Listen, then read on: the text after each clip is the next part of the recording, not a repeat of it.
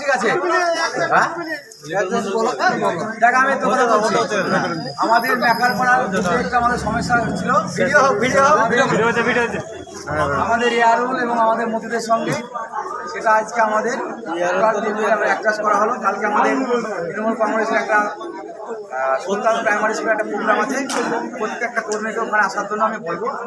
এবং আজকে আমাদের মেকারপাড়ার যে সমস্যা ছিল সেটা আমরা একসঙ্গে বসে টোটাল মিটিয়ে দিয়ে সামনে পঞ্চায়েত নির্বাচন, এখান থেকে আমাদের বিরোধী শূন্য আমাদের পঞ্চায়েত গঠন হবে।